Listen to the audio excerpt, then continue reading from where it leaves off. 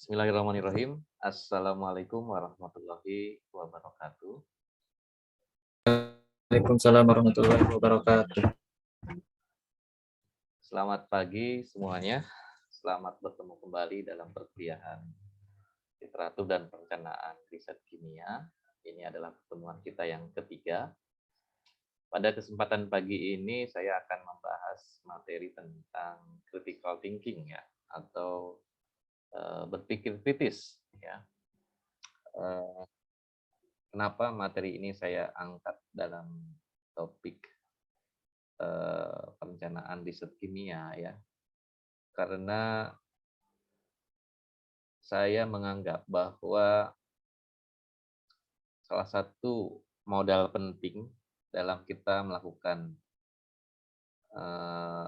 perencanaan riset kimia, bukan hanya perencanaan saja ya, dalam melaksanakan riset maupun dalam pelaporannya, itu memerlukan kemampuan berpikir yang kritis ya.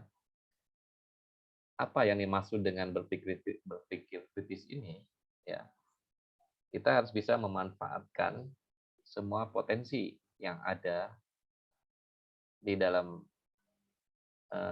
akal pikiran kita ya, untuk menghasilkan satu keputusan yang paling baik di antara yang ada ya. Jadi berpikir kritis ini tentunya harus mempertimbangkan berbagai aspek ya, berbagai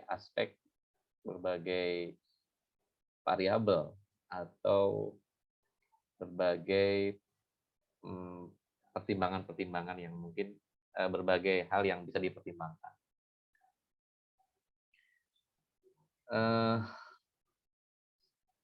Ya, jadi critical thinking ini mungkin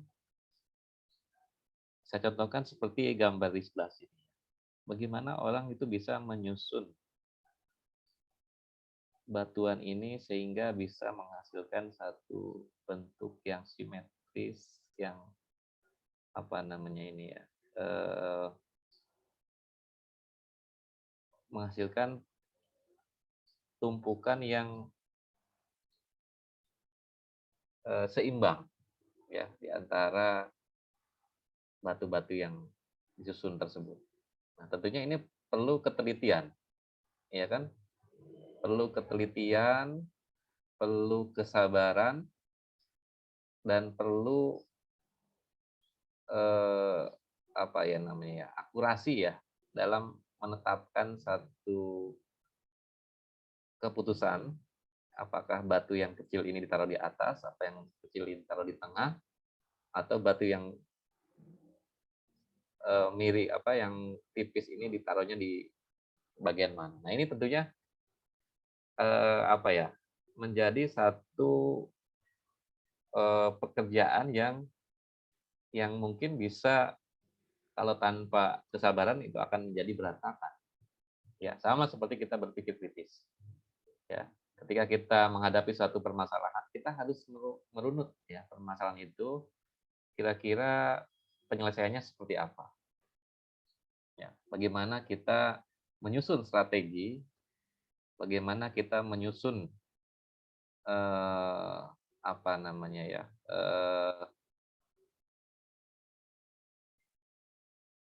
ya strategi tadi itu ya, dengan berbagai teknik cara yang bisa kita lakukan ya, agar batu ini tersusun sempurna tanpa menyebabkan terjadinya kesalahan apa, sehingga tidak tersusun dengan baik. Akibatnya apa? Kalau kita asal-asalan, mungkin tersusun, tapi tidak sampai 1 menit atau mungkin beberapa detik aja kalau kita diamkan, dia langsung jatuh, gitu kan. Nah, itu berarti artinya kita belum mendapatkan satu keputusan yang tepat, ya, karena pertimbangan-pertimbangan tadi mungkin tidak dilakukan. Oke, nah itu hanya sekedar ilustrasi ya, ilustrasi bagi kita bahwa dalam kita melakukan penyelesaian suatu masalah itu tidak bukan tidak ya, kita harus memanfaatkan berbagai kemampuan teknik dan analisis strategi yang tepat. Kalau kita bicara tentang model cara berpikir manusia, ya, manusia ini dibekali dengan dua hal, ya, kesadaran dan apa namanya, emosional ya, atau akal pikiran dan emosional. Kalau kesadaran itu kan berkaitan dengan fungsi otak kiri kita ya, bagaimana kita memahami suatu hal ya, kejadian atau fenomena yang kita lihat, yang kita amati, yang kita rasakan dalam kehidupan sehari-hari. Kemudian otak kita akan meresponnya dengan aspek-aspek yang terkait dengan emosional ya, kebutuhan-kebutuhan emosional, ya, keberterimaan, rasa aman, rasa ingin memiliki, ya, rasa ingin dikenal, cinta dan lain sebagainya, itu kan bagian dari emosi ya.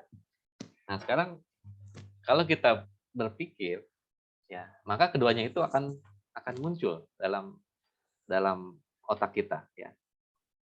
Kesadaran, logika, emosional itu pasti akan apa namanya, menjadi bagian dalam proses berpikir. Nah, yang perlu kita lakukan adalah bagaimana proses-proses itu bisa ditata dengan baik, gitu ya. Jadi misalnya begini ya, kalau kita cara berpikir manusia itu kan pertama dia melihat reality ya. Nomor satu itu adalah realitas. Apa sih realitas itu? What really exists and happen outside of the confine of our own mind. Ya. Jadi apa yang terjadi, apa yang terlihat, ya, what really exists, apa yang ada di sekitar kita, yang tertangkap oleh panca indera kita, itu yang kita pikirkan, betul nggak? Ya, apa yang kita lihat, apa yang kita rasakan, apa yang kita dengar, apa yang kita baca, itu yang akan muncul ya, realitas itu di dalam pikiran kita. Lalu dari realitas tadi itu akan muncul persepsi ya, perception. Bagaimana kita ya mensikapi, how to sense or experience reality firsthand. Jadi bagaimana kita menangkap realitas yang ada itu di dalam pikiran kita. Ketika kita melihat si A, apa yang terbesit dalam pikiran kita? Ketika kita membaca buku ini, apa yang terbesit dalam pikiran itu adalah persepsi. Ya, persepsi itu adalah kemampuan pikiran kita untuk apa namanya, menerima apa yang kita lihat, apa yang kita rasakan. Itu adalah persepsi. Ya. Nah, setelah kita menerima, barulah kita berpikir kan, thinking proses, ya, berdasarkan apa yang masuk ke dalam pikiran kita tadi. Apa yang harus kita lakukan dalam proses berpikir ini? Ya, proses berpikir adalah bagaimana kita mensintesis atau kita memformulasikan persepsi kita tentang realitas yang ada dari pikiran kita tadi, ya, untuk menghasilkan suatu ide. Jadi apa yang kita baca, apa yang kita terima, apa yang kita lihat, apa yang kita dengar, itu kita terima oleh pikiran kita, itu kan persepsi. Tapi setelah itu apa yang harus kita lakukan? Ya, tentunya kita nanti akan mempertimbangkan informasi ini penting apa tidak. Informasi ini perlu direspon atau tidak. Informasi ini perlu dikaji atau tidak. Nah, itulah yang disebut sebagai thinking process. Ya, jadi how we synthesize our perception of reality. Ya, bagaimana kita mensintesis persepsi kita terhadap suatu realitas dalam rangka menciptakan suatu ide dan menarik satu kesimpulan. Ya, sehingga informasi yang kita peroleh tadi, realitas yang kita lihat itu akan menghasilkan suatu keputusan, ya, apakah ini penting atau tidak, apakah ini baik atau buruk, apakah ini jelek atau bagus dan lain sebagainya, ya. Itu akan kita pertimbangkan dalam proses berpikir. Nah, dalam mempertimbangkan itu ada dua aspek di situ yang akan berpengaruh terhadap daya pikir kita. Yaitu yang pertama basic emosional, ya. Eh, Kebutuhan emosional dasar kita tadi. Basic emotional need, ya. Kebutuhan dasar tadi tadi contohnya rasa aman, ya, keberterimaan, eh, kemudian rasa memiliki, rasa ingin dikenal, rasa cinta dan lain sebagainya itu adalah basic emosional. Jadi dari realitas yang ada itu nanti tentunya kita akan terpengaruh oleh hal-hal seperti tadi. Kemudian yang kedua, value and principle. Nah, value and principle ini berkaitan dengan keyakinan, ya. Our preconceived conceived idea of what is important versus not important, and what is right and versus wrong. Ya, jadi apa yang menurut kita ini informasi ini baik atau buruk sih? Informasi ini penting atau tidak sih? Informasi ini berharga, berguna atau tidak sih? Itu nanti akan ada di dalam pikiran kita, ya. Value-value itu nanti dipengaruhi oleh keyakinan kita. Ya, keyakinan akan norma-norma yang sudah kita sudah kita terima selama kita hidup, gitu kan. Mungkin orang tua kita menanamkan etika, tata cara kita menghargai orang lain, kemudian keyakinan berkaitan dengan nilai-nilai kebenaran yang kita yakini, ya, terkait dengan norma agama, norma etika dan lain sebagainya, itu adalah value, ya, value and principle, prinsip-prinsip yang harus kita yakini. Nah, disitulah thinking proses itu akan dipengaruhi oleh kebutuhan emosional dan prinsip-prinsip serta nilai-nilai atau norma-norma yang berlaku. Ya, sehingga Anda sebagai seorang akademisi tentunya thinking proses ini harus betul-betul bisa menghasilkan suatu kesimpulan, ya, conclusion, our resulting opinion, claim, belief, and understanding of fact. Jadi apa yang bisa kita simpulkan, ya, itu berasal dari opini, ya, pendapat, ya, klaim, ya, kemudian keyakinan, pemahaman terhadap suatu fakta-fakta yang ada, ya. Jadi di sini kita harus bisa memanfaatkan berbagai pertimbangan, memanfaatkan cara berpikir kita, ya, untuk mempertimbangkan berbagai hal ketika kita memperoleh informasi yang ada di sekitar kita atau yang ada di hadapan kita itu, untuk bisa kita menyimpulkan suatu keputusan atau bisa kita agar kita bisa memutuskan bahwa hal ini baik, buruk ataupun memiliki nilai-nilai yang kita yakini dan kita pelajari. Ya, itulah sebetulnya inti dari berpikir kritis, ya. May or may not employ critical thinking. Contoh sederhananya begini. Sekarang kan komunikasi itu lebih mudah menggunakan medsos, ya, media sosial. Bisa itu melalui WA yang paling mudah dan paling praktis, ya. Kemudian internet, ya, Facebook, kemudian Instagram dan lain sebagainya. Nah, ketika kita mendapatkan satu informasi, kita melihat ada orang lain men-share suatu informasi tertentu, nah itu akan ketika kita buka WA kita, ya, apalagi ini kalau kita ikut di satu komunitas grup, ya, kemudian ada info tertentu, itu pasti kita akan pertama akan melihat ini info apa ya, penting nggak,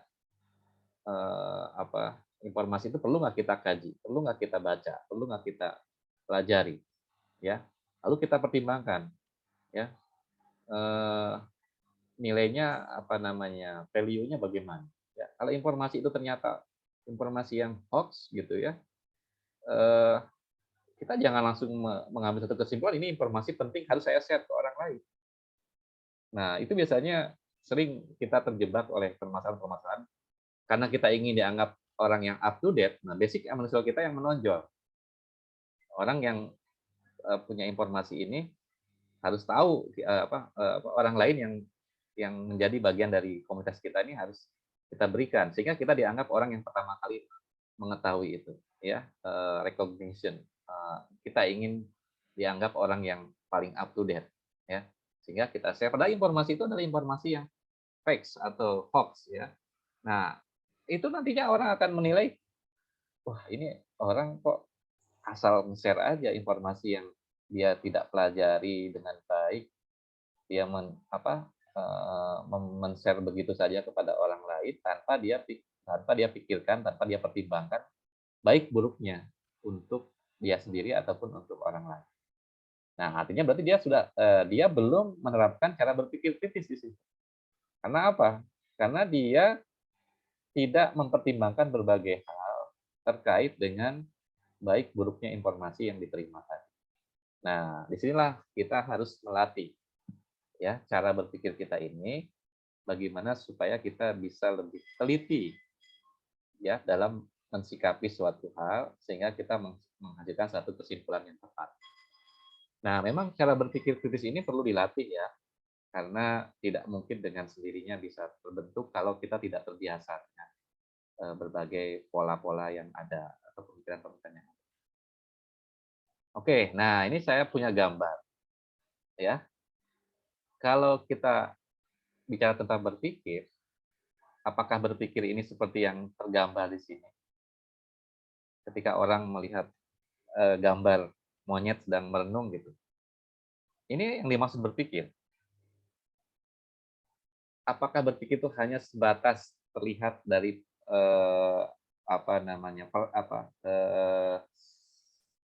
ekspresi wajah, ya? Oh, dia kayaknya lagi mikir serius gitu, ya. Padahal belum tentu gitu kan. Yang dipikirkan oleh monyet itu kira-kira cakep nggak sih gue ini gitu. Itu belum tentu ya. Mungkin pikirannya bisa aja beda gitu. Atau nanti malam kira-kira hujan nggak ya? Nah itu mungkin kalau kodok harapannya kan dia selalu pengen setiap hari itu hujan gitu kan. Nah, mungkin hal-hal yang seperti ini tuh kan itu yang kita pikirkan ya. Belum tentu dalam pikirannya itu tidak seperti itu gitu kan. Atau yang seperti ini ya. Orang yang berpikir sampai ruwet gitu ya. Aduh, susah banget sih jadi manusia gitu. Tapi mungkin belum tentu seperti itu di dalam pikirannya kan. Atau kata kucing yang sebelah kanan itu gitu aja kok repot. Mending seperti aku ya, merasa pede gitu. Walaupun dia kucing tapi dia anggap seperti singa gitu ya. Jadi apa ya namanya ya? Hal-hal yang semacam ini mungkin ada dalam pikiran kita ya, dalam kehidupan kita sehari-hari gitu ya. Jadi berpikir itu adalah kita apa ya tadi ya, merespon apa yang ada di sekitar kita ya. Jadi apa yang menjadi apa tadi realitas yang ada itulah yang menjadi bahan untuk kita berpikir gitu kan ya, dan kita menghasilkan satu persepsi. Nah, kalau begitu apa sih yang dimaksud berpikir itu ya? Nah, ini definisi berpikir adalah proses penggunaan akal pikiran untuk mempertimbangkan atau memutuskan suatu hal ya. Bisa juga memberi makna tadinya. Proses penggunaan akal pikiran untuk mempertimbangkan atau memutuskan suatu hal atau memberi makna terhadap objek yang muncul di hadapan kita. Apakah itu definisi berpikir? Lalu apakah ada definisi yang lain? Ya. Nah, definisi yang lebih kompleks atau yang lebih menurut Michael Serifan and Richards ya, PAU tahun 2004. Apa sih sebetulnya yang disebut berpikir kritis itu? Ya. Berpikir kritis adalah proses intelektual ya. Proses intelektual berarti proses yang ada di dalam pikiran kita ya. Proses berpikir dengan mempertimbangkan segala aspek dalam mensintesis dan atau mengevaluasi informasi yang diperoleh dari observasi, pengalaman, refleksi, pemikiran, atau suatu tindakan. Nah, itulah yang dimaksud dengan berpikir kritis ya. Jadi proses cara berpikir dengan mempertimbangkan segala aspek-aspek dalam menyusun konsep, maksudnya nanti ketika dia ingin menyimpulkan, ketika dia ingin menyampaikan sesuatu hal, ketika dia ingin mengambil satu keputusan, ya, dia melakukan sintesis dan atau melakukan evaluasi yang diperoleh dari observasi, yang diperoleh dari pengalaman langsung atau dari pengamatan langsung, bisa juga dari pengalaman, bisa juga dari refleksi, ya, atau pemikiran lainnya, ya, apa hasil dari komunikasi, diskusi dan lain sebagainya, sebagai dasar untuk meyakini atau melakukan suatu tindakan. Jadi dia berpikir dengan berbagai pertimbangan, ya. Ya, tapi terkadang berpikir kritis itu suka dianggap terlalu banyak pertimbangan, akhirnya nggak jalan gitu kan. Kadang-kadang orang bilang, ah lu cuma bisa mikir aja tapi nggak ada kerjanya gitu. Nah, ini sebetulnya perlu juga ya di apa ya namanya, ketika kita melakukan satu hal itu tidak terkesan kita itu terburu-buru mengambil satu keputusan, ya penting ya. Misalnya mau mengambil topik untuk tugas akhir kan, itu kan harus berbagai informasi yang saya peroleh ini, topik penelitian saya apa sih yang paling cocok gitu ya. Nah, itu kan harus pertimbangkan berbagai aspek dan hal gitu ya, sehingga kita mendapatkan satu keputusan yang baik. Definisi berpikir kritis ada lagi ini ya, adalah bagaimana kita menggunakan kecerdasan dan pengetahuan kita untuk mencapai keyakinan dan prinsip-prinsip yang rasional. Ya, jadi berpikir kritis itu harus menggunakan kecerdasan, pengetahuan dalam membuat suatu keputusan itu berdasarkan keyakinan diri kita dan prinsip-prinsip yang kita yakini secara rasional. Rasional di sini artinya make sense ya, logis, bisa diterima, ada pertimbangan nilai-nilai tertentu dan lain sebagainya.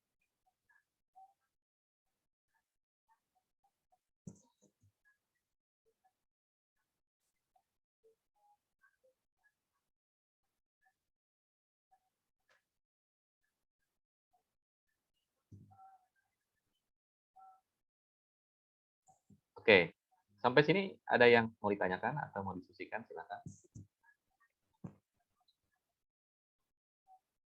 Baik, kalau tidak ada kita lanjutkan ya. Nah, di sini ada strategi bagaimana kita memiliki kemampuan berpikir, bukan strategi sih ini ya. Ini apa namanya? Semacam komponen-komponen yang ada dalam kemampuan berpikir kritis ya. Komponen-komponen ini tentunya saling berkaitan satu sama lain. Ya. Pertama, sebelum kita analisis terlebih dahulu, ya, menganalisis apa sih yang ada di dalam permasalahan tersebut, apa yang kita hadapi, apa yang saya diskusikan. Ini kita analisis, ya. Lalu kita apa tadi rationing ini keberterimaan tadi ya, apa, hasil analisis ini bisa diterima atau tidak sih, make sense atau tidak sih. Nah itu rationing ya, rationing keberterimaan. Kemudian kita evaluasi ya, baik dan buruknya, nilai-nilainya ya, kemudian untung ruginya, mungkin kalau kita berkaitan dengan keputusan-keputusan yang sangat beresiko ya. Kemudian setelah kita evaluasi dari berbagai aspek ya, baru nanti kita cari solusi, problem solving. Mana kira-kira solusi terbaik yang bisa kita ambil. Itu sebagai keputusan akhir ya, decision making ya, untuk memecahkan suatu permasalahan. Jadi ini komponen-komponen yang mungkin nanti harus kita asah dan kita biasakan diri dalam melakukan pertimbangan berbagai hal dalam mengambil satu keputusan ya. Analisis dulu, evaluasi dulu ya. Kemudian bagaimana keberterimaan, apa yang harus kita lakukan ya. Barulah kita nanti memutuskan suatu perkara tersebut baik atau tidak.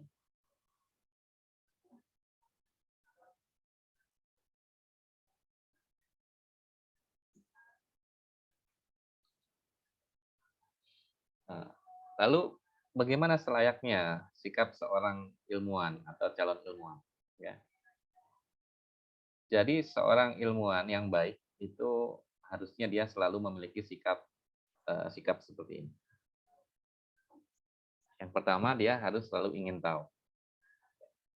dia memiliki sikap penasaran, bertanya dan selalu penasaran terhadap sesuatu yang gelap, yang tidak wajar, dan ada kesenjangan dengan pemikiran dia. Kenapa kok bisa seperti ini? Kenapa kok awan itu gelap?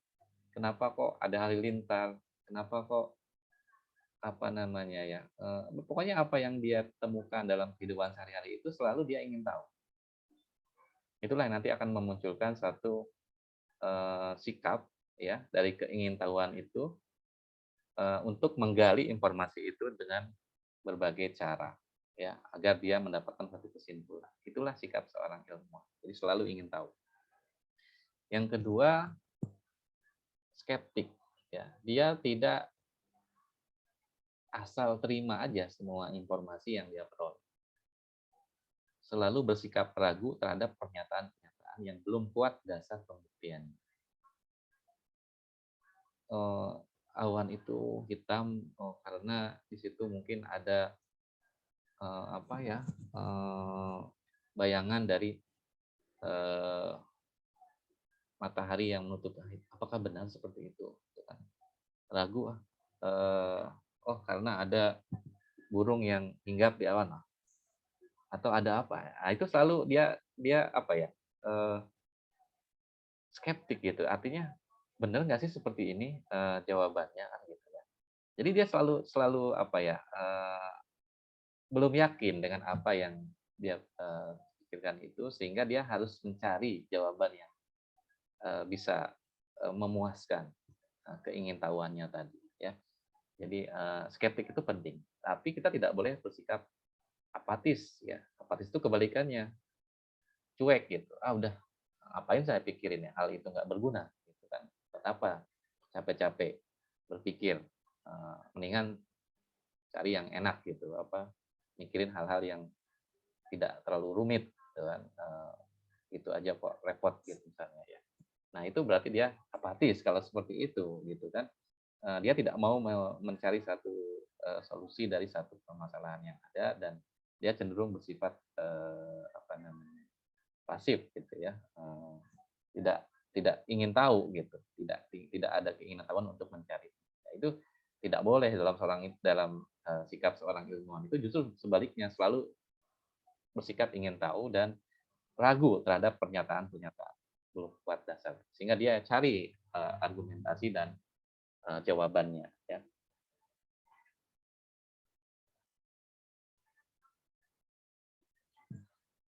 Kemudian yang ketiga kritis ya. Kritis ini salah satu sikap dari seorang ilmuwan juga ya. Cakap dalam menunjukkan batas-batas soal, mampu menunjukkan perbedaan-perbedaan dan persamaan-persamaan serta cakap menempatkan pengertian-pengertian yang tepat. Iya, artinya ini berarti kan tadi kalau kita berpikir kritis berarti kita mempertimbangkan berbagai aspek, berbagai hal, berbagai informasi yang diterima itu sebelum kita menyimpulkan gitu ya, kita menganalisis dulu ya, kita mengevaluasi dulu ya, kita mencari argumentasi yang tepat dan bisa diterima dengan memuaskan gitu ya. Itu yang harus dilakukan oleh seorang ilmuwan. Jadi dia harus kritis ya terhadap satu hal yang belum diyakini kebenaran. Nah, kemudian yang keempat, dia juga harus berpikir objektif. Ya, objektif ini artinya tidak memihak gitu kan. Kalau kita mendapatkan satu permasalahan, jangan emosional yang dikedepankan, tapi kita harus berpikir rasional. Apa ini baiknya untuk diri kita, apa baiknya untuk orang lain gitu kan. Sebisa mungkin apa yang kita hasilkan itu mendapatkan seminimal mungkin nilai-nilai yang kurang baik gitu ya, atau meminimalisir resiko-resiko yang mungkin terjadi ya. Ya intinya objektif itu ya kita berpikir bukan untuk kepentingan kita sendiri, tapi kita berpikir untuk bagaimana keputusan yang kita peroleh ini bisa diterima oleh semua pihak. Itu artinya ya objektif itu tidak memihak lah intinya seperti itu ya. Kemudian free from ethic. Ilmu ini sifatnya kan monologis ya, jadi menilai apa adanya, benar atau salah. Tapi harus mempertimbangkan apa yang baik dan apa yang buruk bagi kemanusiaan. Sebetulnya tidak free from ethic ya, artinya ilmu pengetahuan ini bukan bebas nilai ya, kalau menurut saya ya. Free from ethic ini kan bebas nilai di sini artinya justru ilmu itu memang dia tidak dipengaruhi oleh aspek-aspek yang sikapnya politis gitu ya kan, kepentingan sepihak gitu ya, kepentingan sesaat. Itu ya ilmu itu harus menilai apa adanya dengan benar. Jadi tidak ada kepentingan di dalamnya gitu. Tapi harus mempertimbangkan juga baik dan buruknya bagi kemaslahatan atau bagi kemanusiaan. Nah, ini yang terpenting ya. Jadi seorang ilmuwan yang baik itu dia tidak harus selalu bebas nilai gitu kan. Misalnya sekarang dia ingin menciptakan senjata pemusnah massal gitu kan. Dia menciptakan satu jenis virus sebagai senjata biologis yang bisa mematikan seluruh umat manusia. Berarti dia di situ tidak berpikir untuk kemanusiaan gitu ya. Dari free from ethic-nya itu tidak tidak mempertimbangkan aspek-aspek kemaslahatan orang banyak ya. Tapi kalau ilmuwan muslim kan gitu ya, tidak bebas dari memutuskan suatu hal ya, itu beda ya. Kemudian nah untuk bisa kita berpikir kritis, kita harus melatih diri kita ya. Orang aja kan lahir itu tidak langsung bisa jalan berlari ya. Manusia tidak dilahirkan dengan kemampuan berpikir kritis. Ya, bayi aja kan awal-awalnya dia sangat tergantung pada orang-orang yang ada di sekitarnya, ya, terutama orang tuanya. Ketika dia menginginkan sesuatu, ya dia dengan bahasa isyarat atau bahasa apa ya baru ada hal yang mungkin di situ baru ada hubungan antara manusia itu dengan orang lain. Ya. Kemudian beranjak ke balita, dia akan mulai berpikir melihat keadaan sekitarnya, dia memahami tingkah laku orang tuanya, memahami cara berpikirnya, memahami cara bicaranya, ya. Dia meniru orang-orang lain di sekitar. Itu kan berarti dia belajar tentang bagaimana dia bisa diterima atau keinginannya itu bisa dipenuhi gitu kan. Nah, setelah itu baru beranjak remaja, dewasa, pola pikir kita mulai lebih tertata lagi ya. Masuknya nilai-nilai agama, masuknya nilai-nilai sosial, tata krama, kemudian apa yang benar, apa yang salah, apa yang boleh, apa yang tidak boleh. Di situ akan ada batasan-batasan ya, dan berpikir kritis itu merupakan suatu kemampuan belajar yang harus dilatih. Ya, tidak mungkin kan orang yang baru lahir itu langsung bisa menghitung cepat gitu kan, bisa nulis dengan ini, bisa menghafal ribuan kosakata dan lain sebagainya. Itu tentunya akan bertahap gitu kan. Ya, sama halnya dengan berpikir kritis. Jadi harus dilatih ya. Practice make perfect. Jadi orang juga atlet kalau mau jadi juara kan harus sering latihan. Ya, kita juga sama ya. Berpikir kritis ini ya kalau mau jadi orang yang cerdas dan bijaksana dalam mengambil suatu keputusan, kita harus mulai berlatih ya dengan cara memanfaatkan semua potensi yang kita miliki.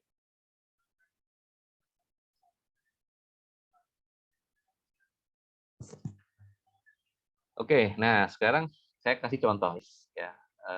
Saya minta komentar dari 2 atau 3 orang. Mungkin saya akan tunjuk aja langsung ya namanya. Ahmad Jauhari ada nggak? Ada, Pak. Nah, menurut kamu, apakah kamu lihat muka atau yang lain atau apa? Kalau sebelah yang kiri di dulu. gambar, ya kalau yang di sebelah kiri saya lihatnya kayak wajah orang, Pak, yang ngadep ke samping kiri. Oke, ada lagi yang bisa kamu lihat di situ? Itu aja sih, Pak. Oke. Bagaimana dengan Lina Meliani? Ada Pak. Ada nggak Lina? Ada Pak. Nah, kamu melihatnya sama seperti yang disampaikan oleh Ahmad tadi. Iya, melihat wajah yang menghadap ke samping sama kayak ada orang berdiri pakai jaket gitu, dia menghadap ke belakang gitu, Pak. Oke. Eh, yang lain siapa lagi nih? Akila, coba. Iya, Pak. Kamu melihat apa di sebelah kiri kamu? Sama kayak Johari, Pak. Orang ngadep ke samping. Orang ada ke samping. Tapi tadi siapa? Ina mengatakan bisa juga orang yang menghadap ke belakang ya, menggunakan jaket. Ini sebetulnya dua-duanya benar ya. Yang pertama memang ini gambar orang ya mungkin seperti suku Indian gitu ya yang pakai apa ini ya ini rambutnya warna hitam gitu kan. Kemudian dia ini wajahnya sedang menghadap ke samping. Tapi bisa juga gitu kan. Ini kepalanya, ini pakai jaket ya, jaketnya jaket tebal, mungkin ada bulunya, kemudian ini tangannya, ini tangan sebelah kanan, ini kakinya dua ya. Kelihatan nggak orang seperti orang Eskimo yang menghadap ke belakang, ya? Kelihatan. Nah, jadi dari gambar ini apa yang bisa Anda simpulkan? Jadi ternyata persepsi kita ini bisa saja berbeda dengan orang lain kalau cara pandang kita berbeda, ya. Cara pandang tadi Ahmad dengan Lina, dia mengatakan ini adalah gambar orang samping misalnya, menghadap gambar wajah menghadap ke samping. Tapi bisa juga kalau dilihat dari sisi yang lain ternyata ini adalah gambar orang yang sedang menghadap ke belakang. Nah, ini kan berarti kita tidak bisa langsung memberikan satu keputusan ketika itu ada apa yang kita lihat itu tidak seperti yang kita ya tidak seperti yang orang lain lihat gitu. Apa yang kita lihat belum tentu seperti yang orang lain lihat. Jadi ada titik sudut pandang yang berbeda yang bisa menghasilkan satu kesimpulan berbeda. Nah, ini harus kita pertimbangkan ya. Jadi jangan sampai kita ngotot itu adalah gambar orang ke samping, benar, tapi kata orang lain itu gambar orang menghadap ke belakang.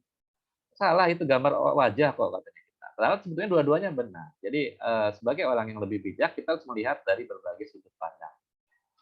Yang kedua, sebelah kanan. Siva, menurut kamu ini gambar apa? Oh, Siva ada nggak? Siva Hanifatul.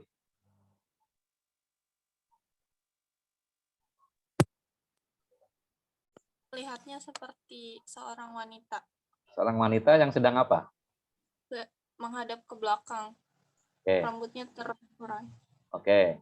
Pakai apa lagi wanita itu? Pakai topi. Topi. Ya, topi yang ada pitanya. Iya. Ya. Baik. Kalau menurut siapa tadi ya yang sudah saya lihat di sini? Dini, coba. Menurut kamu apa Dini?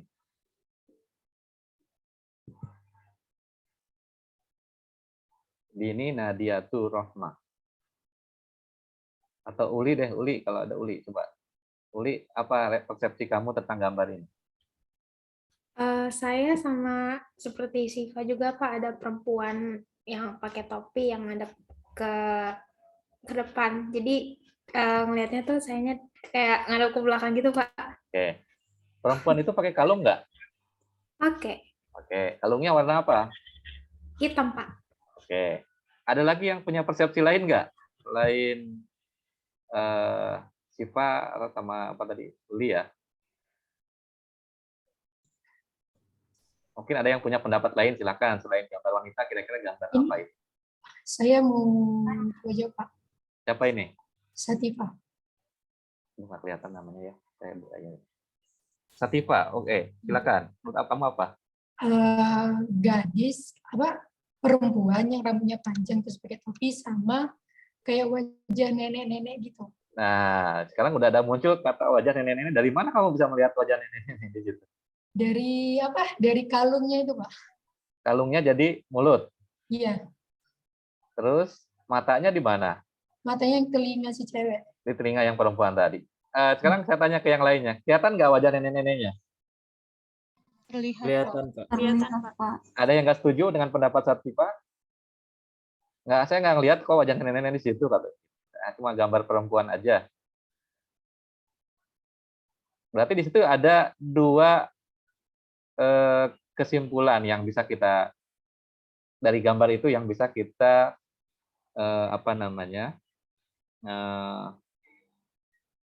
bisa kita putuskan bahwa itu adalah gambar perempuan yang menghadap ke samping belakang, ya ke samping kiri ya, samping kiri tapi ke arah belakang. Bisa juga seorang nenek-nenek yang menghadap ke samping kiri gitu ya, di mana nanti mulutnya itu yang tadinya kalung si perempuan itu jadi mulut dan telinganya si perempuan itu menjadi mata, gitu kan? Ya, jadi bisa juga itu seperti seorang wajah nenek-nenek gitu ya. Jadi ada dua kemungkinan di sini ya yang bisa kita simpulkan dari gambar tersebut. Jadi jangan buru-buru kita menarik satu kesimpulan kalau kita belum mencerna, belum mengamati keseluruhan ya informasi yang ada di sini itu, karena bisa jadi itu akan memiliki makna yang lain, gitu kan. Jadi itu juga yang harus kita pertimbangkan, ya. Oke, sampai sini masih ada yang penasaran?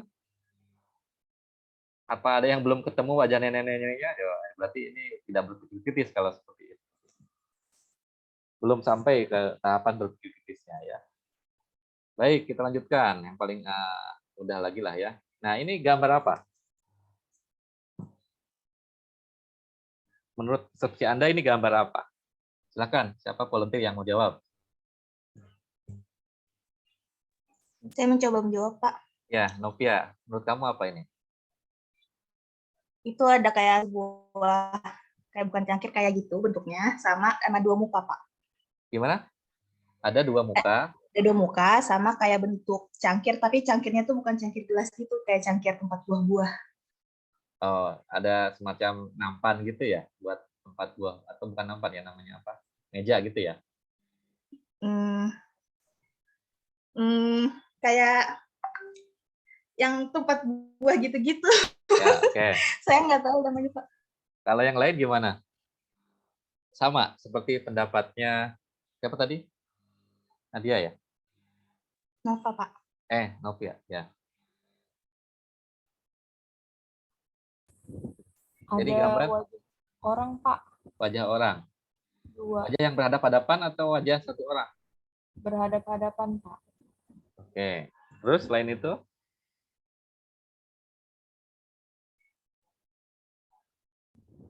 Udah, Pak, sama yang tadi sama Keno, Pak.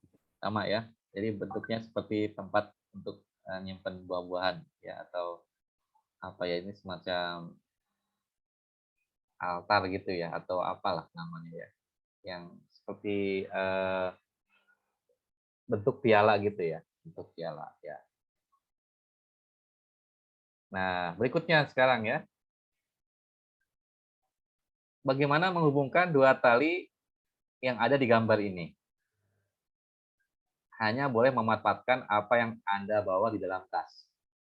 Siapa yang bisa jawab?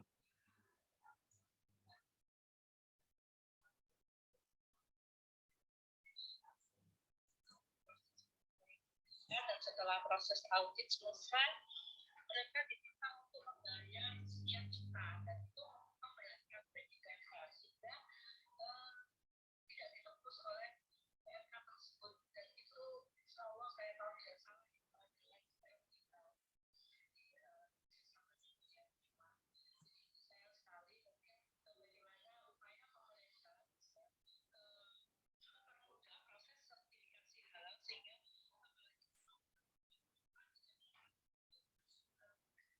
Silakan. Ada yang bisa jawab? Kita panggil lagi kalau gitu. Farah Nur Haliza, menurut kamu bagaimana cara menyambungkan tali tersebut? Saya masih belum kepikiran, Pak. Lagi mikirin. Oh, belum ada jawabannya. Iya. Diva atau Dini? Ini tadi udah belum.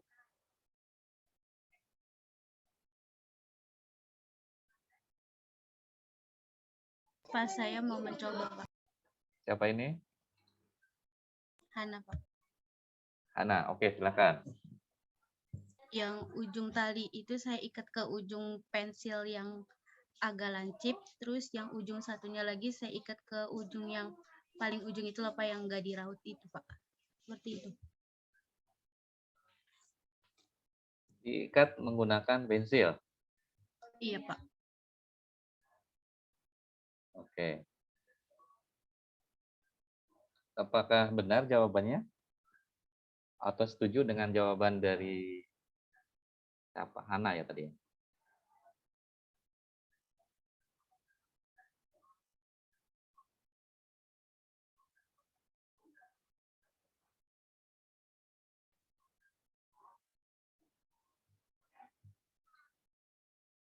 Ayo, silakan. Ayo jawablah. Nggak apa-apa salah juga kan kita lagi belajar. Nggak usah malu-malu. Rahma Nur Aini.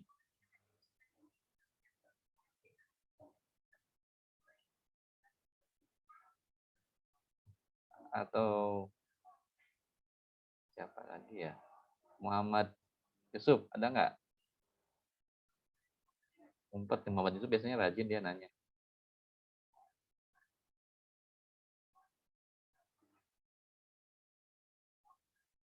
Sipa Ur-Rahma. Iya, Pak. Nah, gimana menurut kamu? Belum Ini kepikiran? ceritanya pertanyaannya di kertas atau kayak gimana, Pak? Ya pokoknya apa yang ada kamu di depan ini, menurut kamu jawabannya gimana? Kalau saya kepikirannya kan katanya hanya boleh memanfaatkan apa saja yang biasa dibawa dalam tas. Nah, kamu pakai bawa tas Mungkin kamu pakai apa? pulpen mungkin, Pak, tinggal dicoret, disambungin aja. Dicoret, disambungin. Iya, kayak gitu, Pak, kalau dari saya.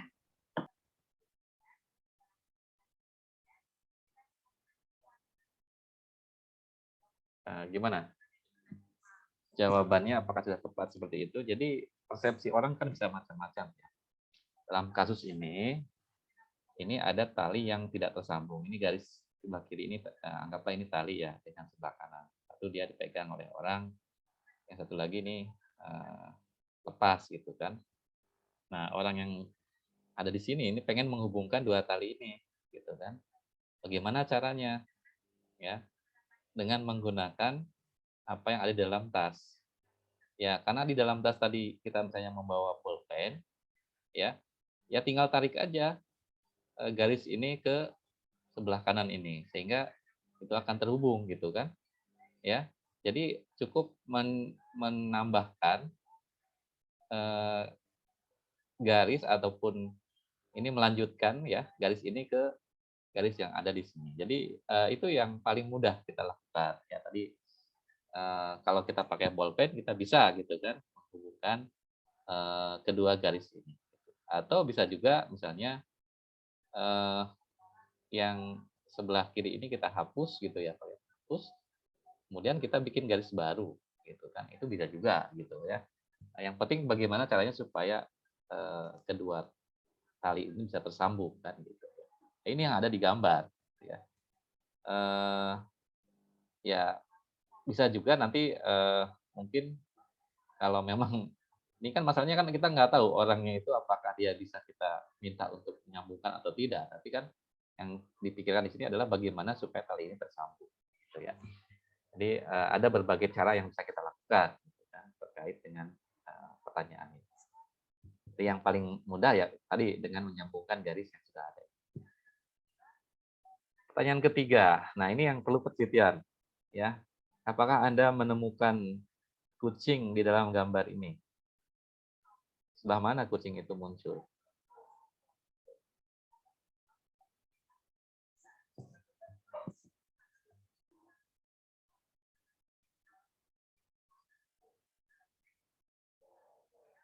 Harus jeli melihat tumpukan kayu ini ya. Saya mau coba jawab, boleh nggak, Pak? Boleh, silakan.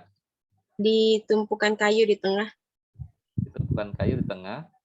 Ya, dia Kucingnya di lagi tumpukan ngapain? kedua, lagi tiduran. Di tumpukan Kucing kedua. warna oranye. Iya. Kucing warna orange. Oh, di sini berarti ya? Iya, Pak. Ada lagi yang bisa Anda temukan atau mungkin yang lain jawabannya beda?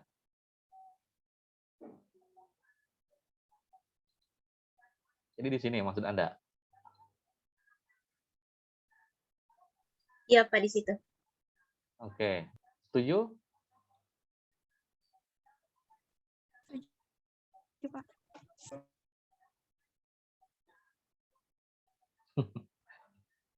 Iya, harus pakai kacamata ini biar kelihatan. Yang mana kira-kira? Yang tadi ya, yang di tengah ini.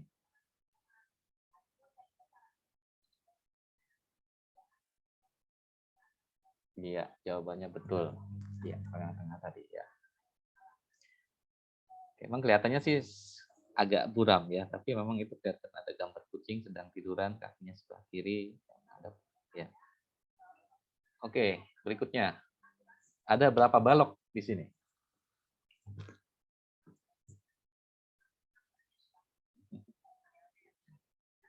Pusing ya menghitungnya nih.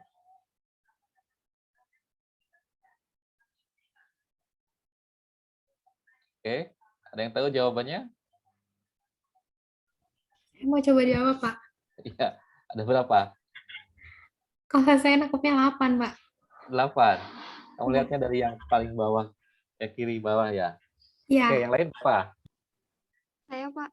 Ada yang jawab 9 atau 5 atau 6? Berapa menurut kamu? Siapa tadi ini yang mau jawab? Saya 6. 6. Kenapa kamu jawab 6? Karena ada 2 yang apa ya, garisnya tuh terpotong gitu loh, Pak, nggak nyambung membentuk balok. Oke, ada yang tidak tersambung garisnya sehingga tidak membentuk balok. Ada lagi jawaban yang lain selain 8 dan 6? Saya 7, Pak. 7. Alasannya apa? Kalau dihitungin dari sisi yang bukan ada kotaknya itu Pak, yang di ujung sebelahnya. Yang tadi kan Uli sebelah kiri, nah saya yang dari sebelah kanan itu dihitungnya ada 7, Pak. 7. Kita hitung sama-sama ya. Ini 1 ya. Ya kan ini kelihatan jelas ya batasannya. 2 ya. Oke. Kemudian 3. 4. Ya, ini udah kelihatan ya batasannya jelas ya. 5.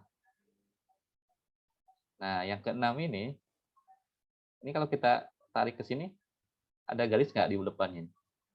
Tidak ada ya? Enggak, Pak, terpotong. Ada terpotong. Berarti ini bukan balok. Yang ini bagaimana? Bukan. Bukan Itu balok. juga bukan. Ini? Balok. Balok. Jadi jawabannya 6. Ya, harus hati-hati melihatnya. Ini ternyata yang ke-6 dan ke-7 ini nggak nyambung nih garisnya. 1, 2, 3, 4, 5, 6. Yang betul ada 6. Ya, ada 6 balok. Yang 2 ini tidak berbuah balok nih. Ya. Nggak nyambung ini. Masih penasaran?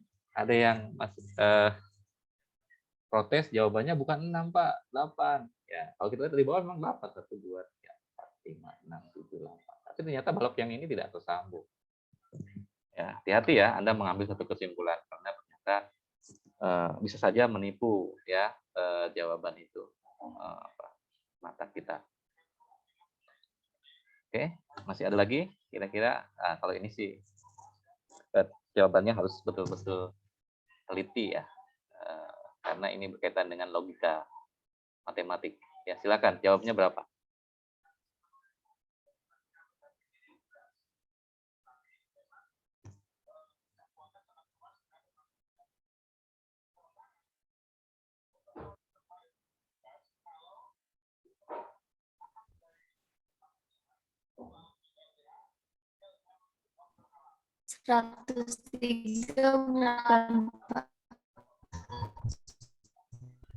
Siapa ini? Putus-putus suaranya. Saya mau coba jawab, boleh? Berapa menurut kamu? Vidya ya? 103 kilo. 103. Oke, siapa lagi yang menjawab? Maya 105. 5, Bapak.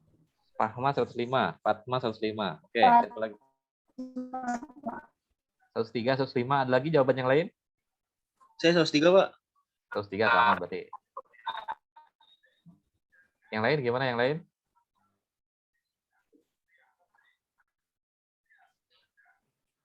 Tiga, Pak.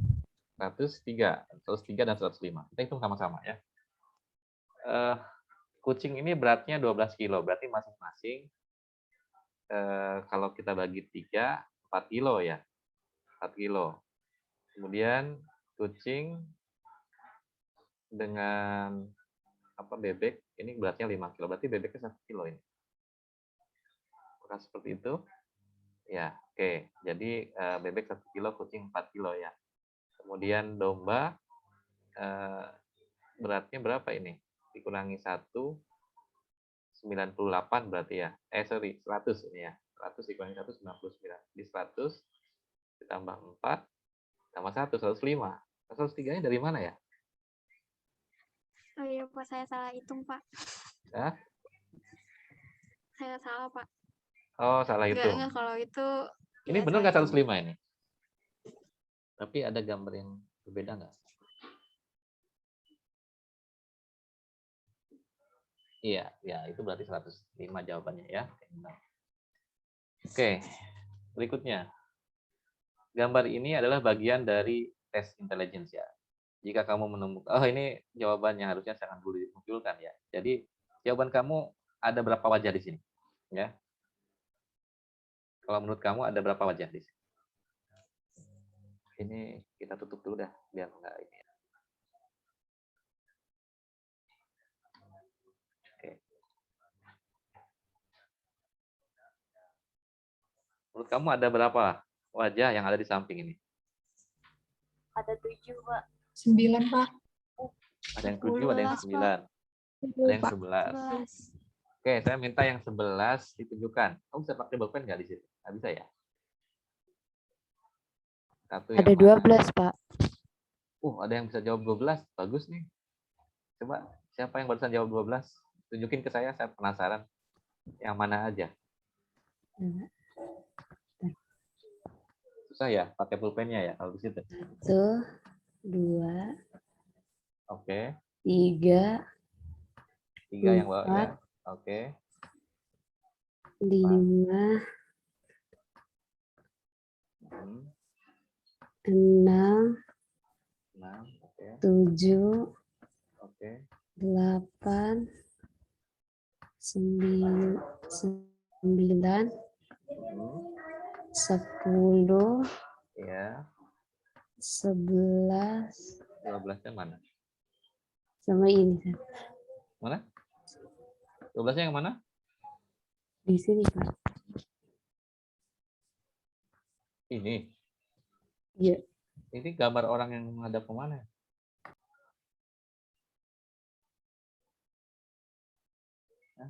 Ini gambar kepala orang ini ceritanya.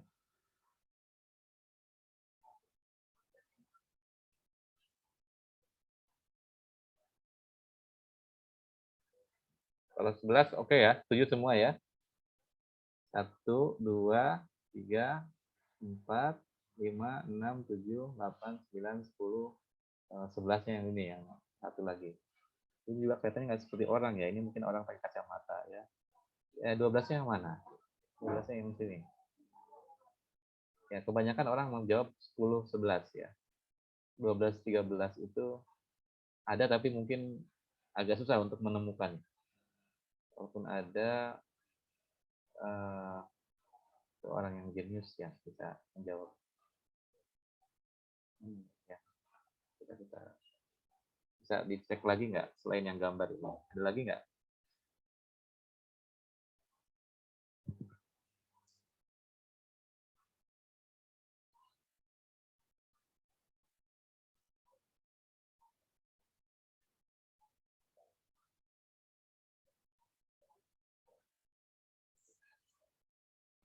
Oke, jawabannya paling banyak 12 ya. Ada yang jawab 13?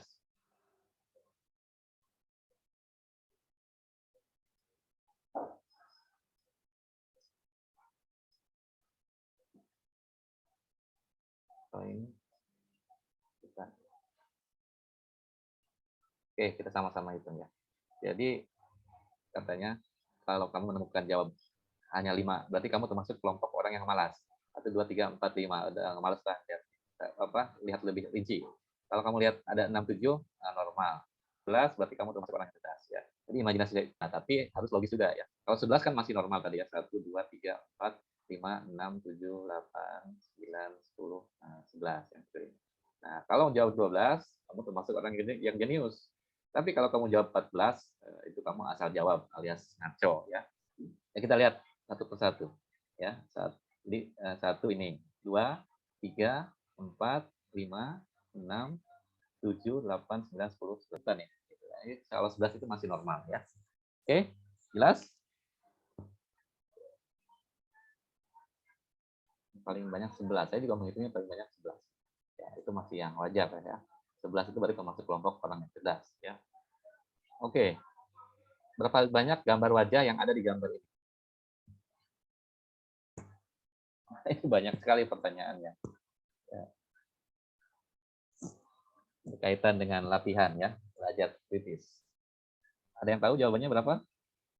Ada berapa wajah? Ayo, silakan.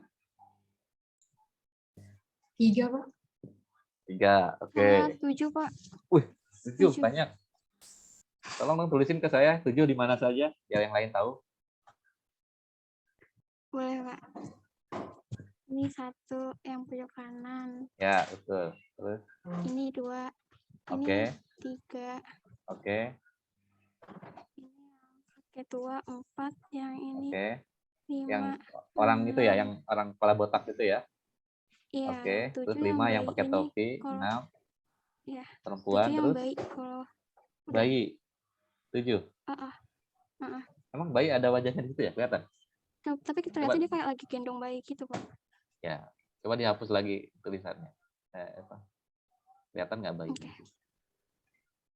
Oh ya, ini ada wajahnya sedikit ya kali ya, ada ke depan. Jadi ada 7 ya. Iya. Bagaimana dengan yang ini yang samping sebelah sini? Ini ada yang menghadap ke kanan juga ya, yang Ya, menghadap ke itu yang depan. kanan sama yang sebelah kiri kayak gambar bayi juga. Ya, ada 8 berarti. 8. Iya. 8. Kalau di sini nggak ada ya Atau di 9 ya, Pak? tembok ini.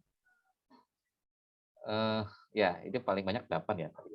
1, 2, kiri kanan 3, 4, 5, 6, 7, 8 sama bayi ya. Sama yang dekat burung, Pak, itu ada kayak burung satunya lagi kayak mata Ini gitu kan wajah juga bentukannya. ini ya. Iya. Ya, itu bisa juga 9 ya berarti. Oke. Nah, kalau ini sih udah tahu lah jawabannya, nggak usah dijawab ya. Saya kira udah tahu anak. Ini kan tebakan anak-anak SD. Tidak perlu. Nah, pemanasan yang keempat. Tommy adalah ayahnya Tony.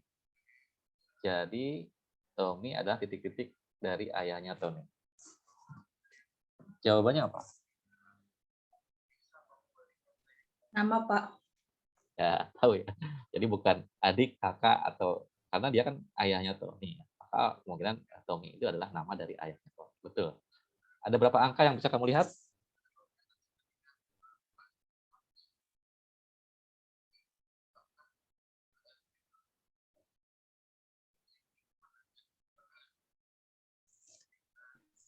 Ada 5 angka, bukan, Kak? 5 angka. Ada lagi yang lain? 5 6, Pak. 6. Oke. Saya ketemu 6. 6. Ada yang lebih banyak besar lagi dari 6? Saya 7, Pak. 7 mana? Berapa aja? Angka berapa aja? Sebutkan. Angka 1, 6, 6, angka oke. 6, Terus angka 8, 8, angka 3, 3, angka oke. 2, 2, angka 4, angka 1. 6 berarti. Iya. Tadi kan itu 7. 6, 8, 9, 3, 2, 4, 1, Pak. 7. 7. Oke. Jadi yang benar adalah jawabannya semua itu 2. Ini maksa ya. Sebetulnya kayak 7. 7 ini kalau dibalik ya berarti ya. 8. 7 juga kayaknya dibalik ini. Iya. Ya. Jadi sebetulnya angka 7 ya kalau dibalik ya. Paling enggak 7 ya. 1, 0, 1, 2, 3, 4, 6, 8, 9. Ya, 8 ya. Jadi yang 5 sama 7 ini kan relatif ya, saling dibalik-balik.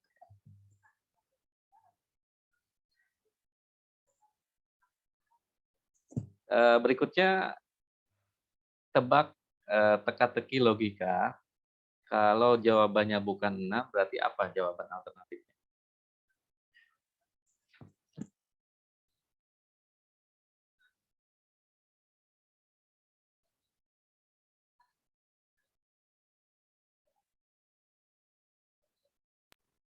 Kalau saya 5. Jadi hasilnya nanti 1. Yang lain hasilnya nggak 1,5, 3/4 maksudnya kamu ya. Iya. Berarti nanti setelah 1 apa namanya? 1,5, 3/4, 1/4 berarti gitu.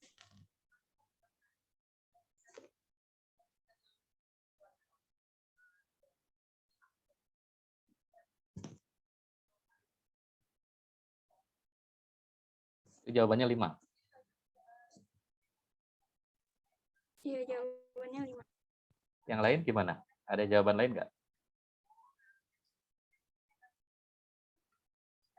Coba thinking out of the box. Berpikir di luar kebiasaan. Bisa jadi yang tanda tanya 8, Pak. Kenapa 8 jawaban? 8 ya. Karena kan yang atas dan ya, karena kan yang di atas 2, 1 tambah 3 tambah 2, 5, 3 tambah 2, 5, 2 tambah 2, 4 tambah 2. Enggak, bukan. Maksudnya di atas ganjil, di bawah genap. Jadi 5/6 di sini. Ya, 5/6. Selalu tambah 2. Ya, itu juga berkaitan dengan deret. Ya, oke, ada lagi jawaban yang lain?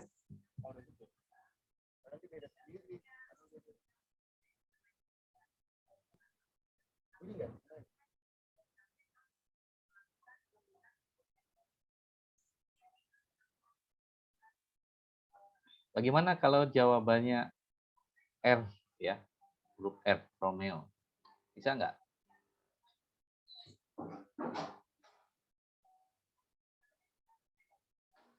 Anda sering lihat persneleng yang ada di mobil, itu setelah 1, 2, 3, 4, berikutnya apa? Iya Pak R, Pak. Jadi nggak ada 6 ya, reverse ya. Kalau di persneleng itu hanya ada huruf R di situ. 1, gigi 1, 2, 3, 4, 5, baru 6 akhirnya. Jadi ini jawaban yang benar adalah R ya. Kalau kita melihatnya ini sebagai posisi dari persneleng. Oke, itu jawaban alternatif. Ya bisa aja tadi jawaban yang lain kan tadi 1,5, 3/4, 1 misalnya 5/5, atau kalau di sini genap jadinya. Tapi ada jawaban alternatif yang lain. Sebetulnya ini jarang kita pikirkan ya. Itu harus dipikirkan oleh Anda. Ini kan Anda sedang berpikir kritis sekarang ini ya. Jadi harus cari semua alternatif jawaban. Cari.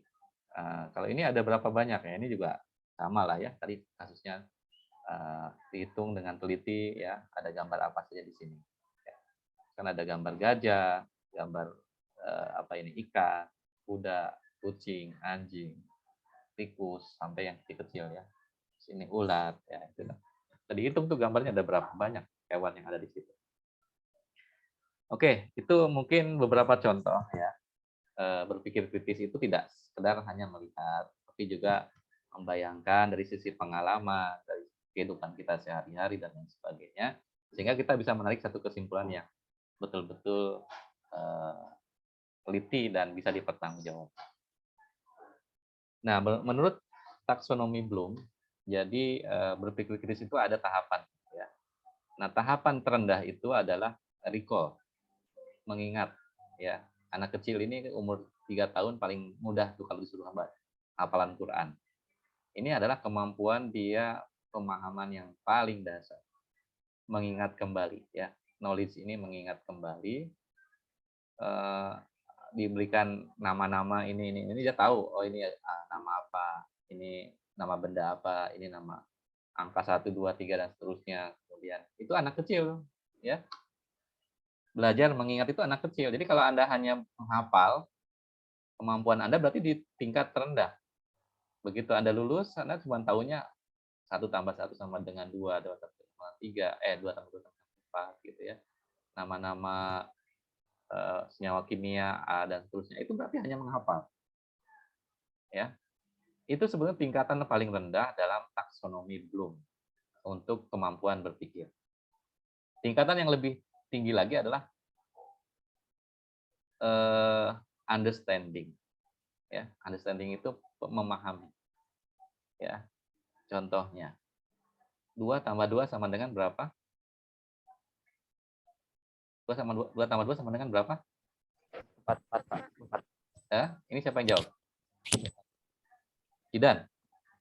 Jawaban kamu 4. Ada jawaban alternatif? Ikan, Pak. Ya. Jawabannya ikan. Ikan.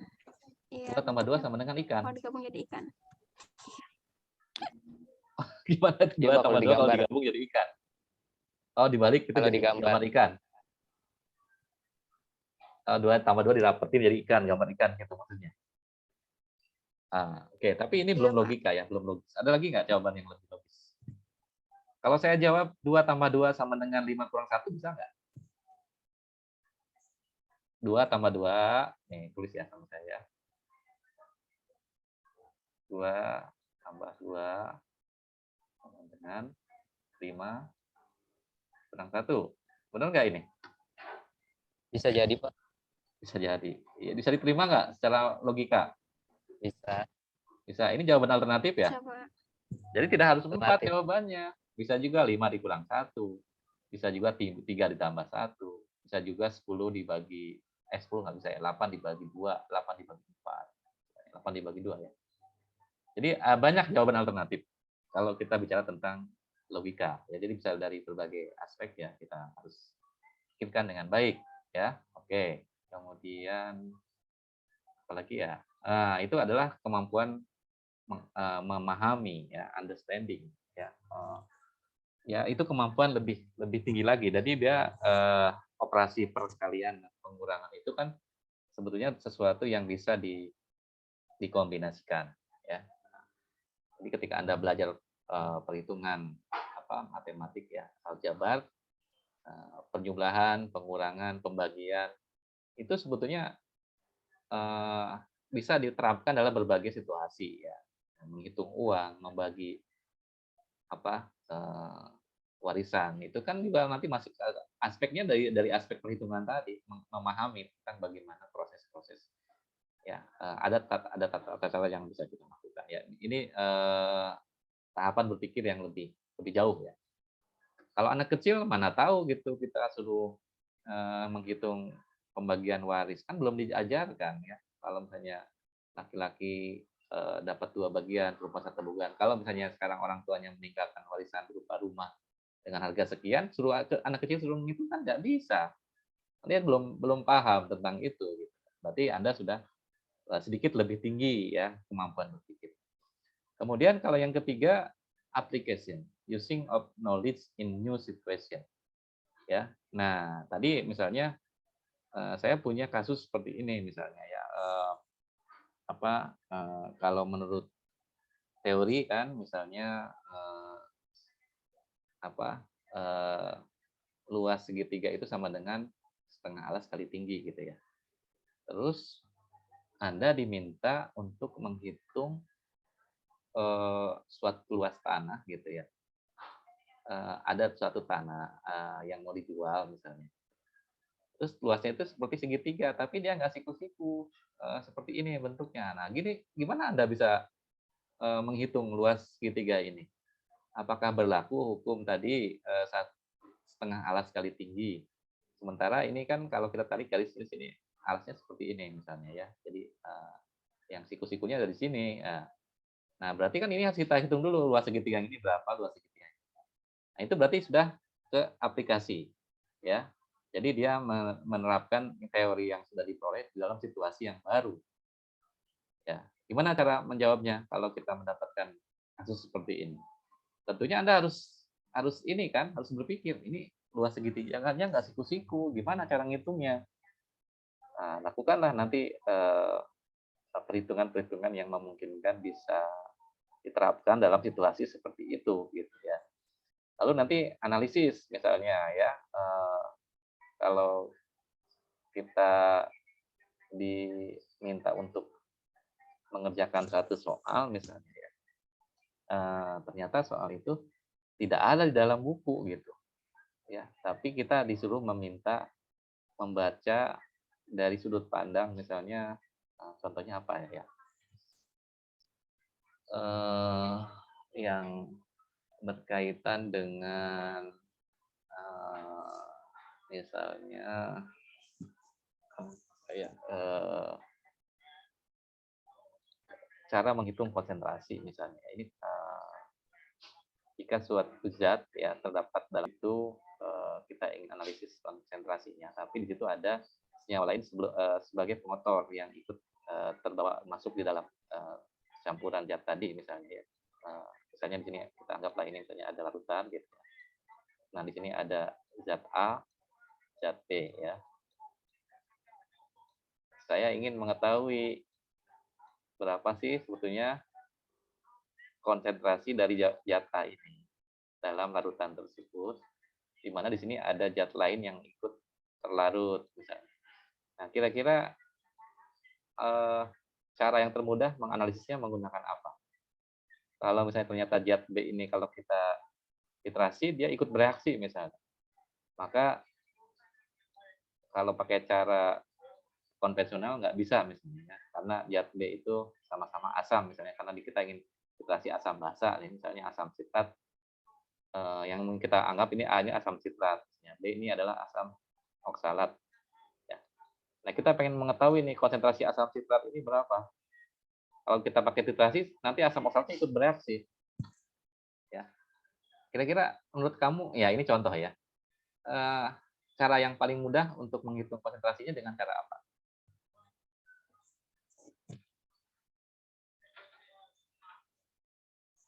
Nah, itu kan udah mulai agak, aduh pusing juga ini jawabannya nih. Nah, berarti Anda harus melakukan analisis ya. Ada yang tahu nggak jawabannya? Aplikasinya ini udah teori kimia analitik ini. Mau menghitung konsentrasi, pakai cara apa kira-kira? Tapi kalau titrasi nggak bisa nih. Berarti harus cari alternatif yang lain. Ada yang tahu nggak jawabannya?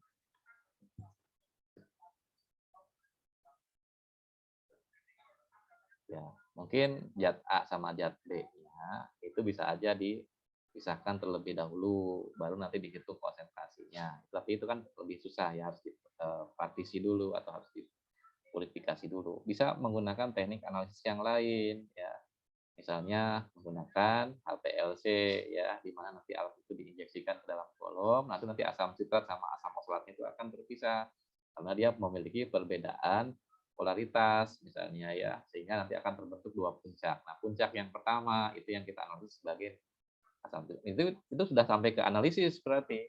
Nah, itu kan memerlukan tahapan pemikiran yang lebih tinggi lagi.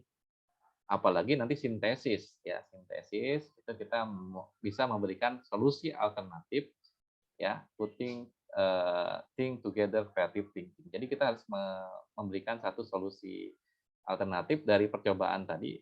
Oh ternyata titrasi nggak bisa nih, kita harus pakai metode yang lain. Nah, metode yang lainnya apa? Oh pakai HPLC. Gimana caranya? Nah, metodenya harus dilakukan proses presipitasi atau mungkin dipisahkan lalu dianalisis dengan menggunakan kolom dan lain sebagainya. Berarti ini tahapan yang lebih tinggi lagi, jadi menciptakan suatu alternatif jawaban baru. Kita itu dari memberikan satu solusi alternatif, memberikan jawaban alternatif. Itu sintesis ya. Lalu kita evaluasi, benar nggak sih jawaban yang kita lakukan ini apakah sudah tepat atau sudah salah. Itu keputusan yang tertinggi ada di evaluasi akhir ya. Nah, kalau Anda bisa melakukan pemikiran sampai sejauh ini, berarti Anda sudah menerapkan prinsip-prinsip berpikir kritis ya. Tahapannya memang seperti itu. Jadi itu yang bisa kita lakukan dalam memecahkan satu permasalahan. Nah, core dari critical thinking itu ada, tadi sudah saya jelaskan ya, analisis ya, kemudian analisis itu apa yang kita bisa lihat ya. Why do think that? Kenapa kita berpikir seperti itu ya? Pelajari ide-idenya, kemudian identifikasi argumen, reason, klaim dan lain sebagainya. Ini analisis ya, berkaitan dengan teori-teori yang sudah kita peroleh. Lalu interpretasikan ya apa yang kita dapatkan tadi, kategorisasi misalnya. Ini soalnya termasuk kategori soal logika, ini termasuk kategori soal apa namanya matematika, atau ini termasuk soal apa namanya misalnya bahasa Indonesia dan lain sebagainya. Itu pengkategorisasian ya. Jadi permasalahan pun juga bisa kita kategorisasi ya, kita interpretasi. Ini mungkin pendekatan yang baik harus menggunakan apa. Kemudian signifikansi dekode ya, berarti dia mencari kemiripan ya, signifikasinya. Lalu clarify meaning, membaca makna yang ada di balik kalimat itu ya. Kemudian self monitor, bagaimana kita melakukan satu pemikiran yang berdasarkan fakta-fakta yang ada ya. How good is our evidence, sejauh mana bukti-bukti yang bisa kita berikan ya, self monitor, self correction. Ini berarti interpretasi bukan interpretasi ya, pengukuran kemampuan diri kita. Lalu kita evaluasi, kita interpretasikan dengan satu penjelasan yang ilmiah ya, explanation, dan interferensi ini apa yang bisa menyebabkan gangguan dalam satu penarikan kesimpulan tadi, apakah faktor-faktor ini bisa kita pertimbangkan ya. Jadi what does this evidence, bagaimana implikasinya dari bukti-bukti yang kita peroleh ya, apakah ada sebab akibatnya dan lain sebagainya, baru kita nanti menarik kesimpulan ya. Nah, itulah yang mungkin perlu dipelajari dan diperhatikan dalam kita membangun kemampuan berpikir kritis ya. Berpikir kritis ini berkaitan dengan berbagai aktivitas ya, melibatkan aktivitas apa saja. Tadi interpretasi ya, kemampuan untuk memahami dan menjelaskan pengertian dari situasi, pengalaman, kejadian, data, keputusan konvensi, kepercayaan, aturan, prosedur, dan kriteria. Ini bagaimana kita memahami dan menjelaskan dari data-data yang muncul di hadapan kita. Lalu kita analisis, ya, identifikasi hubungan dari berbagai pernyataan, konsep, deskripsi, model, ya, yang dipergunakan untuk merefleksikan pemikiran, pandangan, dan kepercayaan, keputusan atau alasan, informasi, dan opini. Ya, mengevaluasi ide dan pendapat orang lain, mendeteksi argumen, dan menganalisis argumen merupakan bagian daripada analisis. Evaluasi adalah kemampuan untuk menguji kebenaran pernyataan yang digunakan untuk menyampaikan pemikiran, persepsi, pandangan, ya, keputusan, alasan, serta opini. Evaluasi juga merupakan kemampuan untuk menguji hubungan berbagai pernyataan, deskripsi, pertanyaan, dan bentuk lain yang dipakai dalam merefleksikan pemikiran. Nah, ini kemampuan-kemampuan ini yang nantinya harus Anda miliki ketika Anda berpikir kritis. Kemudian inferensi tadi ya, kemampuan untuk mengidentifikasi dan memilih elemen yang dibutuhkan untuk menyusun kesimpulan. Interpretasi, kemampuan menyatakan hasil pemikiran. Self-regulation, kemampuan seseorang untuk mengevaluasi diri dalam berpikir.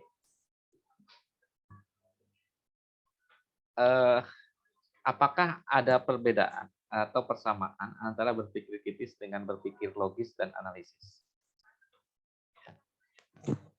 Kalau berpikir kritis, itu sebetulnya lebih tinggi lagi dari berpikir logis. Karena critical thinking ini menggabungkan berbagai aspek, baik dari sisi logika berpikir, maupun pertimbangan-pertimbangan lain yang berkaitan dengan nilai-nilai atau norma-norma yang berlaku. Ya. Jadi dengan kata lain, berpikir kritis adalah berpikir secara rasional dan objektif. Perbedaannya apa? Perbedaannya kalau berpikir logis, dasarnya adalah filosofis dan matematis. Kalau berpikir logika, itu kan tadi saya katakan contoh, 2 tambah 2 sama dengan 4.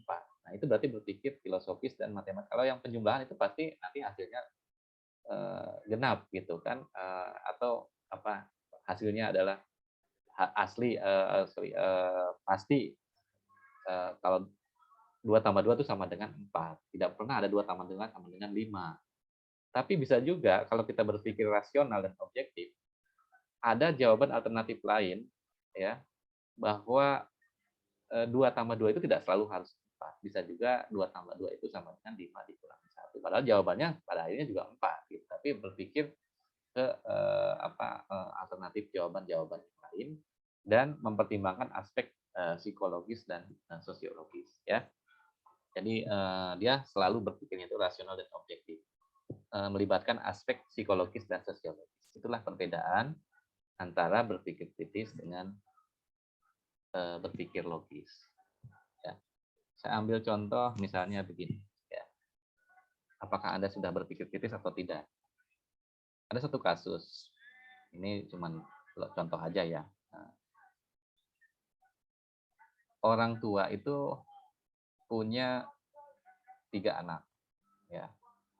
Punya 3 anak, kemudian dia punya 7 ekor sapi. Nah, si orang tua itu sebelum meninggal dia berpesan atau berwasiat, sapi ini akan aku wariskan ke anak-anak yang ada, anak-anaknya gitu. Anak pertama mendapat setengah dari jumlah sapi. Anak kedua setengah dari jumlah anak pertama. Anak ketiga setengah dari jumlah anak kedua. Tapi pesan orang tua ini, sapi ini nggak boleh dipotong. Ya, silakan kalian bagi dengan adil sesuai dengan wasiat yang saya minta kepada anak-anaknya tadi. Nah, sekarang kalau menurut Anda, orang tua itu punya 7 ekor sapi, mau dibagi-bagikan ke anaknya, tapi nggak boleh dipotong, sementara jumlahnya itu ganjil.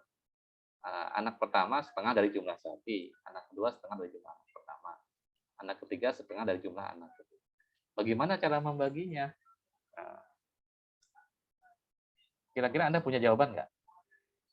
Jawabannya seperti apa? Silakan. Ini untuk membedakan berpikir kritis dengan berpikir logis.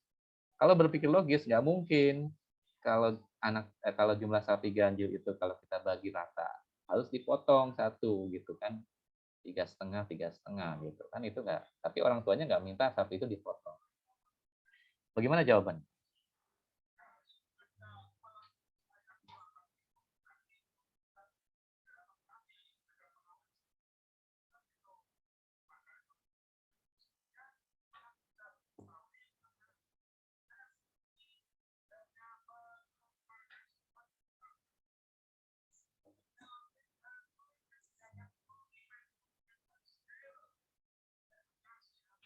Ada yang tahu jawabannya?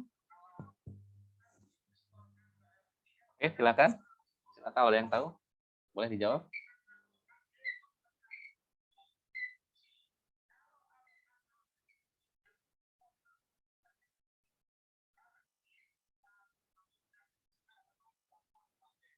Ada yang komentar ini ya? Berarti nggak tahu jawabannya.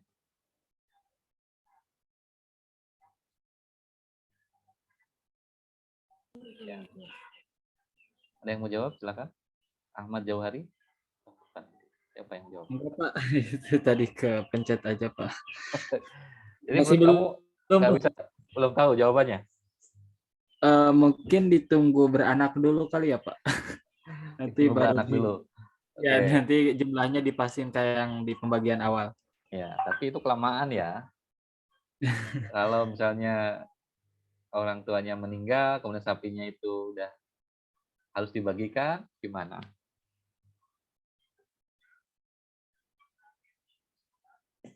Nah, jadi kalau kita bijaksana, jadi sebetulnya ada cara yang mudah, gitu ya. Si anak itu kan, yang anak kedua itu kebagian setengah dari jumlah sapi. Sementara sapinya nggak boleh dipotong. Kalau nunggu beranak kelamaan, gitu ya. Jadi solusinya pinjam aja sapi tetangga satu. Jumlahnya untuk menggenapkan dari jumlah sapi yang ada tadi. Kan 7 itu jadi 8. Ya kan? Kalau ditambah 1 jadi berapa? 7 tambah 1 berapa? 8. Betul kan? Nah, Betul, sekarang setengah dari jumlah sapi yang ada berapa? 4. 4. Oke, 4. Kemudian setengah dari jumlah yang kedua, yang tadi dibagi itu kan setengah dari anak pertama, itu berarti setengah dari 4 berapa? 2. Ya, setengah dari anak kedua, 2 dibagi 2 sama dengan 1. Jadi 4, 2, 1. Jumlahnya berapa? Jumlahnya berapa semuanya? 7. 7. Yang satu lagi dikembalikan lagi ke tetangganya. Itu caranya. Kalau kita berpikir filosofis, sosiologis dan sosiologi. Jadi kita mempertimbangkan berbagai aspek yang mungkin untuk mendapatkan jawaban yang bisa diterima. Ya itu hanya untuk menggenapkan aja sebetulnya sapi tadi yang dipinjam itu dia tidak jadi aku sebagai sapi milik dia, tapi untuk memudahkan perhitungan tadi. Jadi begitu jawabannya. Ya, nah itu berarti ada jawaban-jawaban alternatif yang bisa kita cari ya untuk mendapatkan kesimpulan yang lebih tepat. Nah, itulah berpikir kritis ya. Anda nggak sampai ke sana ya pikirannya, berarti belum berpikir kritis kalau seperti itu. Ya nggak apa-apa, kita belajar kan berlatih mencari berbagai solusi alternatif. Syarat berpikir kritis itu pertama berpikiran terbuka. Ya kita harus menerima semua informasi yang ada, tidak menutup diri, tidak apatis, tidak cuek gitu ya, tidak introvert gitu, tidak mau bergaul dengan orang lain, ya nggak bisa berpikir kritis. Ya. Kemudian yang kedua percaya diri.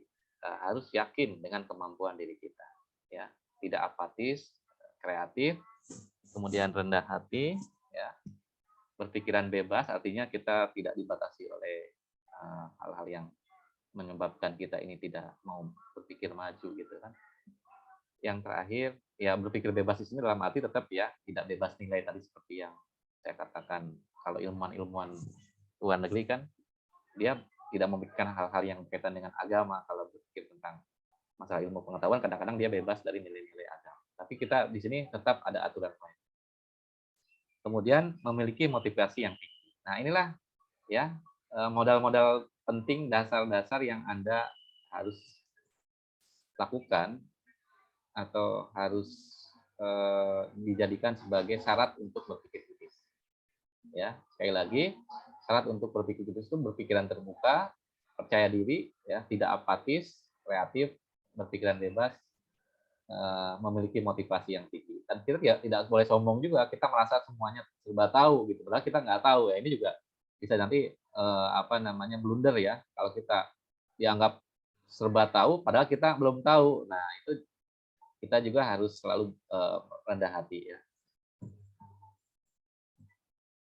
Dianggap orang yang belum paham atau belum tahu. Langkah-langkah berpikir kritis itu apa saja?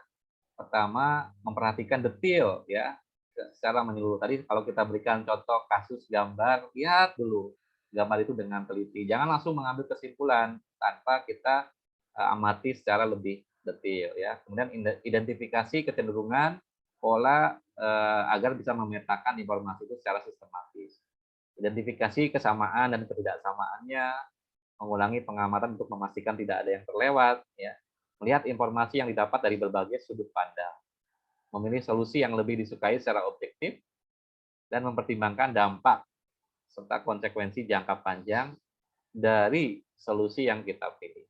Ya ini yang harus diperhatikan dalam kaitannya kita berpikir kritis. Jadi aspek-aspek itu harus difokuskan dengan dipertimbangkan dengan matang ya.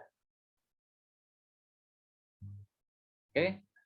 Langkah-langkah berpikir kritis bagaimana?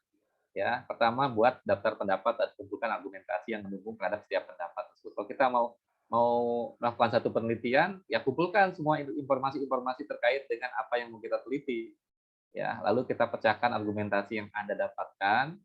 Ya, misalnya kenapa sih orang tersebut melakukan penelitiannya tentang ini, apa yang mereka inginkan, ya. Lalu temukan argumentasi dari persoalan-persoalan yang Anda peroleh itu menjadi kalimat-kalimat pendukung dan carilah implikasi dari kalimat-kalimat. Cari kontradiksi pada kalimat dan implikasi yang Anda dapatkan. Kemudian dari langkah tersebut, argumen yang Anda dapatkan susunlah berdasarkan argumen yang saling bertentangan dan memberikan bobot pada argumen yang ada. Ya, tinjaulah bobot dari setiap klaim argumen. Ini memang kalau kita ingin memetakan satu hal yang mungkin perlu dideskripsikan secara lebih detail ya. Contohnya kalau ada kasus-kasus yang berkaitan dengan masalah-masalah yang membutuhkan ketelitian yang tinggi. Kemudian jangan tanyakan bagaimana hal ini bertentangan dengan pendapat saya, tapi apa artinya ini? Kenapa orang lain berpikir seperti itu? Kenapa dia berbeda dengan saya? Ya. bagaimana kita bisa mencari solusinya. Jangan lakukan penilaian terlalu dini ya terhadap suatu tahap pengumpulan informasi. Jadi belum apa-apa Anda sudah menyimpulkan gitu kan, tidak boleh ya. Anda harus sadar terhadap kekurangan diri Anda sendiri dan kekurangan orang lain. Gunakan metode Sokrates untuk mengevaluasi sebuah argumen dengan menanyakan pertanyaan terbuka. Nah, pertanyaan terbuka itu bisa banyak ya. Bagaimana, mengapa, di mana, apa yang terjadi jika Anda bertanya salah gitu ya. Apa yang dimaksud dengan ini? Mengapa Anda berpendapat seperti itu? Di mana Anda mendapatkan informasi tersebut? Mengapa hal ini penting? Bagaimana saya mengetahui bahwa Anda mengatakan yang sebenarnya? Apa penjelasan alternatif dari fenomena? Nah, itu yang disebut sebagai metode Sokrates. Jadi pertanyaan-pertanyaan mendasar ini mungkin bisa dijadikan sebagai langkah awal ya ketika kita mau memetakan suatu permasalahan. Nah, pemetaannya itu tadi bisa dituliskan berdasarkan kemampuan kognitif tadi ya, berdasarkan taksonomi Bloom.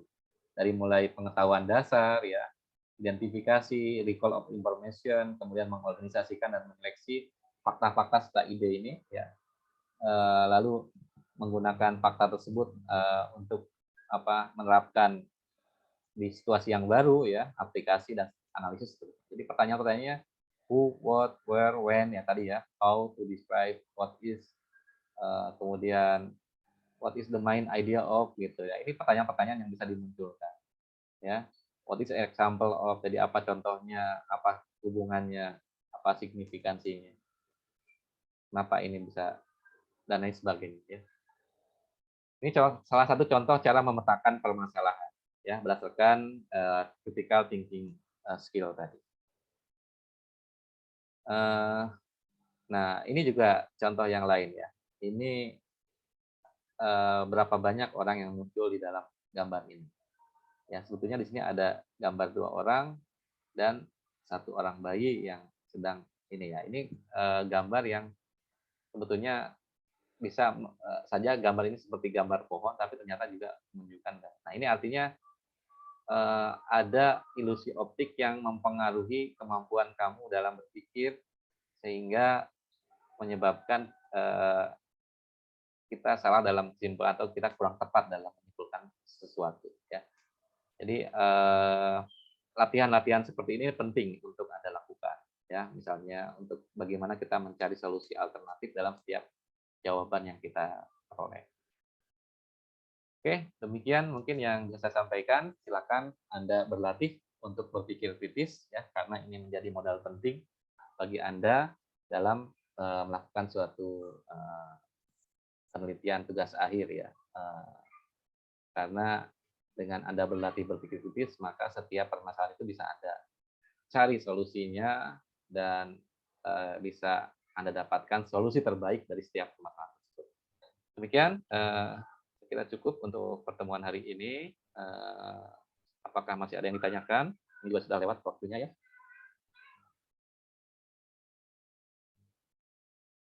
Baik, kalau tidak ada pertanyaan, saya kira cukup ya. Seperti biasa, Anda nanti buat resume untuk pertemuan hari ini ya sebagai tugas individu dan diupload di kolom tugas AIS. Berikut screenshot ya bukti kehadiran Anda pada pertemuan hari ini. Oke, terima kasih atas perhatiannya. Assalamualaikum warahmatullahi wabarakatuh. Waalaikumsalam warahmatullahi wabarakatuh. Terima kasih Pak.